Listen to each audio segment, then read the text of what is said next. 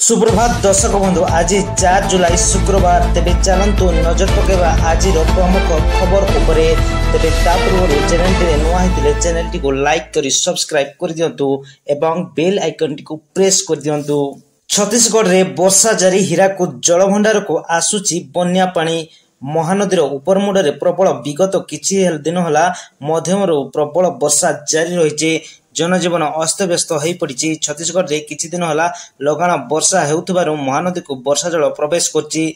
बन्या जल प्रवेश कारण हीराकुद जलभंडार रे पानी स्तर बढ़ी बढ़ी चलछि। हीराकुद जलभंडार रे जलधारण क्षमता आगामी दिने कि 2 दिन भितर आवश्यकता ठारू अधिक हो जाय पारे। याकु दृष्टि रखी प्रशासन हीराकुद जलभंडार जल निष्कासन करिवार प्रक्रिया आरंभ करछन्ति। आसंता 6 तारिख दिन हीराकुद जल निष्कासन करा जिवो। परवर्ती खबर 4 मासरे मिलिबो चिटफंड टंका मुख्यमंत्री बड़ घोषणा। खूब शीघ्र चिटफंड टंका फेरी पाइबे जमाकारी। आसंता 3 रु 4 मास मध्य आउ 5 लाख क्षुद्र जमाकारी को अर्थ फेरस्त करने मुख्यमंत्री मोहन माझी निर्देश देइछन्ति। मुख्यमंत्री कहते चिटफंड क्षतिग्रस्त क्षुद्र जमाकारी को अर्थ फेरस्त प्रक्रिया आरंभ होइछि। 3 रु 4 मास भितर चिटफंड जमाकारी तांको टंका फेरी पाइबे। मुख्यमंत्री घोषणा पर जमाकारी मध्य खुशीर लहरी खेली जाइछि।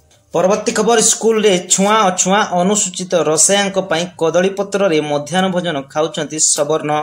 मध्याह्न भोजन पाई सरकार सब प्रकार भित्तिभूमि जोगाई देइछंती। चाउल राशन पनीपरिबा और रसोई खर्चटारू आरंभ करी रसोई पे बासन कुसन और खाइबा पे पिलांकु थाली मध्य मिलुची। एथि निमते अनुदान प्रदान करा जाउची। तापरे भी छात्र छात्री माने बाहरे तळे बसी कदली पत्र रे खाउछंती।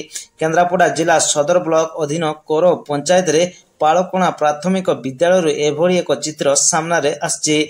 घटनार उद्वेगजनक दिगटी है स्कूल रे मध्याह्न भोजन रसोई दायित्व नहीं स्वयं सहायक गोष्ठीर सदस्य अनुसूचित जातिर बोली किछि सवर्ण छात्र छात्री कदली पत्र रे खाउतिबार अभियोग हेउछि।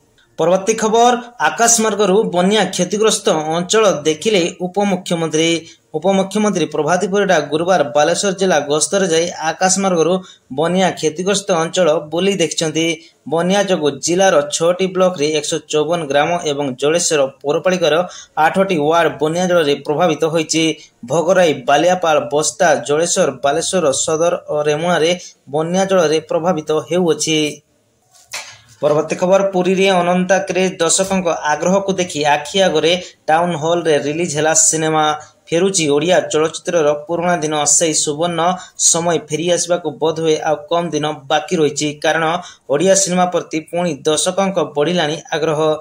नियारा कहानी एवं ओरिजिनल कंटेंट को दर्शक पसंद करता बेले दर्शकों रुचि को देखी एबे ओडिशा रे निर्माण हैलानी खांटी ओडिया सिनेमा। जार बड़ उदाहरण होची एई रजरे रिलीज होइतबा 2टी सिनेमा बहु बुटुभूत एवं अनता 2टी सिनेमा को लोके एबे भल पाइबा दउछन्ती। जे सिनेमा तो भल रोजगार करछि सेपटे सिनेमा शिल्प मध्य तार पुराना गौरव फेराई आनिबारे उद्यम करुछि। परवर्ती खबर फार्मा कंपनी फैक्ट्री विस्फोरण घटना झरीगां ब्लॉक रो 2 युव श्रमिक मृत 5 ओडिया श्रमिक एबे भी निखोज। तेलंगाना सांगारेड्डी जिले रे पोसमयालाम रे थिबा सिगाची इंडस्ट्रीज औषध कारखाना रे गत सोमवार पूर्वाह्न 9टा समय कौनसी कारणरू हठात विस्फोरण रे मृत्यु संख्या 40 को वृद्धि पाइथिबा नै सूचना मिलिथा बेले सेथिमध्यरु झरीगां ब्लॉक भिकिया पंचायत अंतर्गत कदभटा ग्रामर 2 जन श्रमिकଙ୍କ मृत्यु घटिथिबा सूचना मिलिछि। मृतक मानक हेले कृष्ण गौडଙ୍କ पुଅ रमेश गौड एवं हरिचंद्र भत्राଙ୍କ पुଅ चैतु भत्रा। परवर्ती खबर मन मिसिगला सिमलीपाल रे संसार गढ़ मराठा बाघुणी जिनत। दिन थिला मराठा बाघुणी जिनत सिमलीपाल रे रहिबाकु नाको टेकुतला। सिमलीपाल परिवेश खाप खुआई न पारी बारंबार असुस्थ हैला। एपरकी बाघुणी जिनत सीमा पार करी पश्चिम बंग चली जाइतिला किंतु मासो कईटा भितरे बदली जाइछि जिनतर मन। बाघुणी जिनत बंदीमुक्त हेबा परे सिमलीपाल राजाटी 12 महाबल कलाबाघ सह भेटघाट होइतिला। परे उभयଙ୍କ ମଧ୍ୟରେ प्रेम संपर्क गढ़ी उठितिला। संसार गढ़िबार उभय मन स्थिर करथिले। एथिपाई जमुनागढ़ गुड़गड़िया जाए निजर एरिया बनाइथिले जिनत और T12। ए भिजुआल उपरे नजर पकांतु उभय सांग ही जंगल सारा बुलुथिले। परवर्ती खबर साळंदी हठात माड़ी आसिला बन्या जल सूचना न देई खोलिदेले हदगढ़ ड्याम फाटक।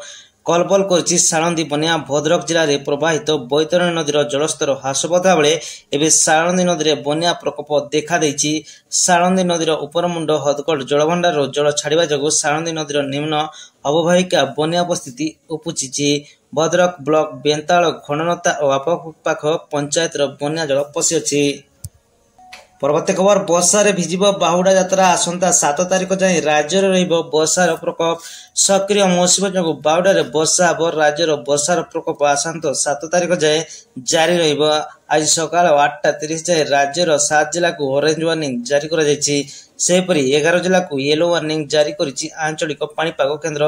କୋରାପୁଟ, କଳାହାଣ୍ଡି, ସୋନପୁର, ସମ୍ବଲପୁର, ବରଗଡ଼, ଝାରସୁଗୁଡ଼ା, ସୁନ୍ଦରଗଡ଼ ଜିଲ୍ଲାକୁ ଅରେଞ୍ଜ ୱାର୍ଣ୍ଣିଂ ଜାରି କରାଯାଇଛି।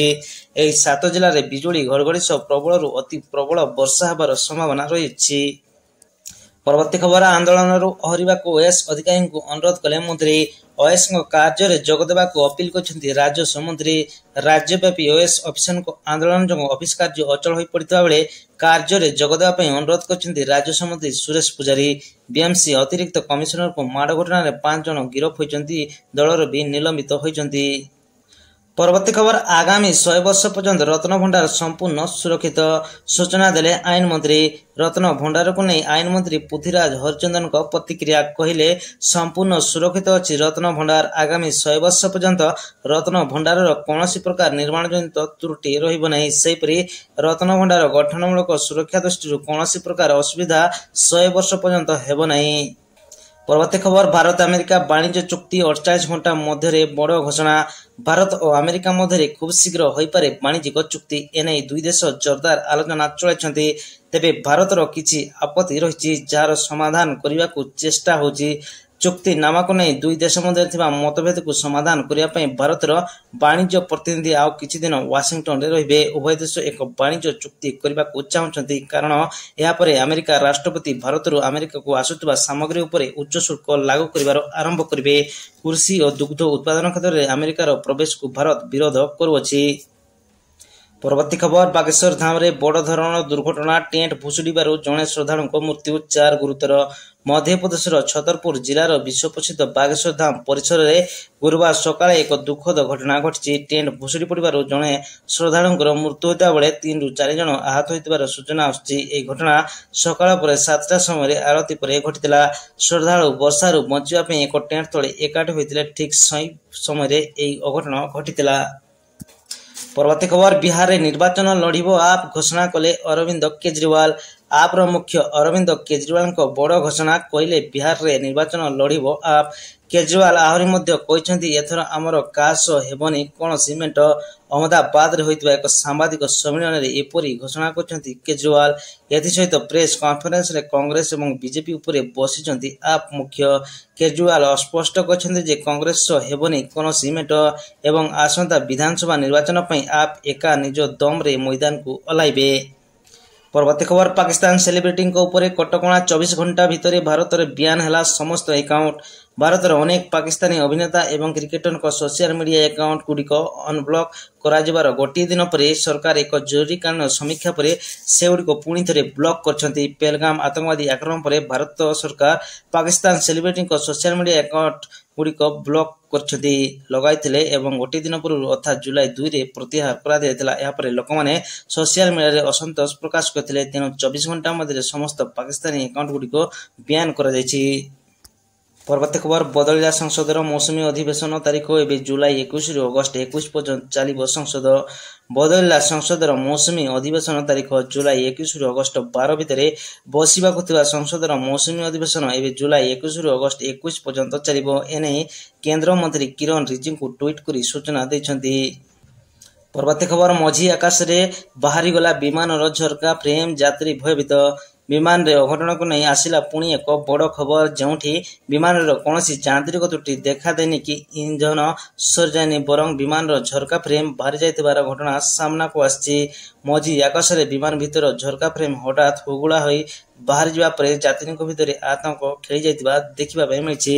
ତେବେ ମଙ୍ଗଳବାର ଦିନ ଗୋଆରୁ ପୁଣେ ଅଭିମୁଖେ ଉଡ଼ାଣ ଭରିଥିବା ସ୍ପାଇସ୍ ଜେଟ୍ ବିମାନ SG-1080 ଆକାଶରେ ଗନ୍ତବ୍ୟସ୍ଥଳ ଅଭିମୁଖେ ଯାତ୍ରା କରୁଥିବା ବେଳେ ହଠାତ୍ ସିଟ୍ ପାଖକୁ ଲାଗିଥିବା ଭିତର ଝରକା ଫ୍ରେମ୍ ବାହାରକୁ ବାହାରି ଆସିଥିଲା।